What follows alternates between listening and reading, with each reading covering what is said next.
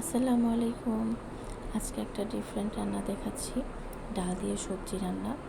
তেলটা গরম করে এখানে পেঁয়াজ কাঁচামরিচ দিয়ে দিব। পেঁয়াজ কাঁচামরিচটা একটু ভেজে নিব। তারপর এখানে আস্তে আস্তে আমি সব কিছু ধাপে ধাপে অ্যাড করব। কিছু তেজপাতা দিচ্ছি, একটু ভেজে নিয়ে তারপর কিছু লবণ দিয়ে দিব। লবণটা আমি পরে আবার টেস্ট দেখে অ্যাড করে নেব। তারপর আদা রসুন বাটা দিতে হবে। আদা রসুন বাটা দিয়ে এটা ভালোভাবে ভেজে নিতে হবে। এটা ভাজা ভাজা হয়ে গেলে তারপর আমি কষানোর জন্য পানি দিয়ে দিব। পানিটা দিয়ে এখানে হলুদ, মরিচ, ধনিয়া গুঁড়ো অ্যাড করব। অ্যাড করে দেন এটা আমি কষানোর জন্য ঢেকে দিব।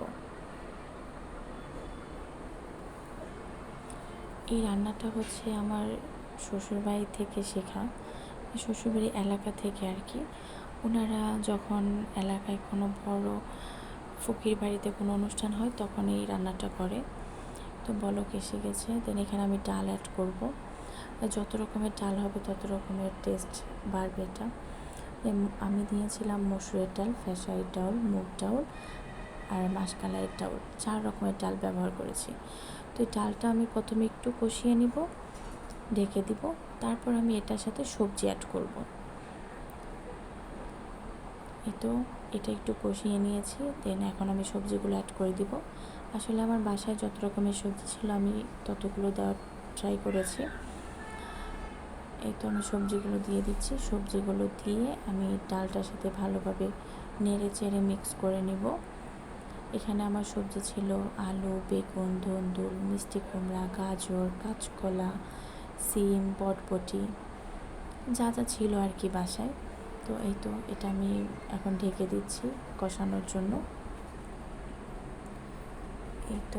আমার বলক এসে গেছে, দেন একটু নেড়ে চেড়ে আমি এখানে ঝোলের জন্য পানি অ্যাড করে দিব। সবজিটা আপনার একটু ঘন টাইপের হবে, একটু বোনা বোনা টাইপ। তো আপনার ডালগুলো ভেঙে যাবে, ইভেন আপনার সবজিগুলো আধা ভাঙা হয়ে যাবে। তো টেস্টটা আসলে অন্যরকম, টেস্টটা অনেক ভালো হয়।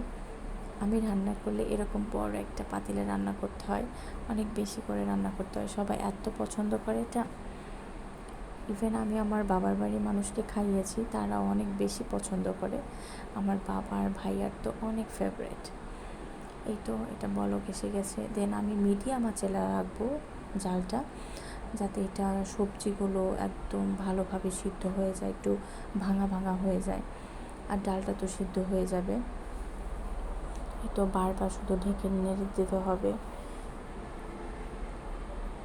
বারবার নিচে থেকে নাড়তে হবে, কারণ এটা ঝোলটা ঘন হয়ে আসে, সেই জন্য নিচে ধরার সম্ভাবনা থাকে অনেক।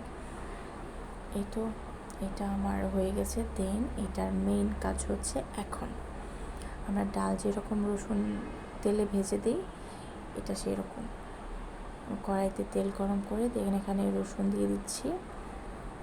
রসুনটা একটু লালচে লালচে করে ভেজে নিব। তারপর এখানে জিরা আর 5 ফোড়ন দিব। এটা একটু লালচে লালচে ভাজা হয়ে গেলে জিরা আর 5 ফোড়ন দিয়ে দিচ্ছি।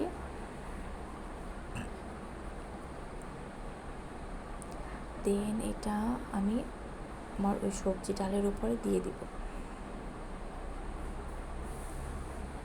হয়ে গেছে। এটার টেস্টটা এইটা মেইন, এটার জন্য এটার টেস্ট এত বাড়িয়ে দেয়। দেখেন কি সুন্দর একটা কালার আসছে। দেন আমি এটা নাড়াচাড়া দিয়ে একটা বলকের জন্য অপেক্ষা করব। ফাইনালি হয়ে গেল আমার ফকির বাড়ির রান্না। আসলে এটা খেতে সত্যি অনেক মজা। আপনারা যারা না খেয়েছেন তারা অবশ্যই ট্রাই করবেন। আশা করি খারাপ লাগবে না, ভালো লাগবে। সবাই বেশি বেশি দোয়া করবেন আমার জন্য। সবাই অনেক ভালো থাকবেন। আল্লাহ হাফেজ।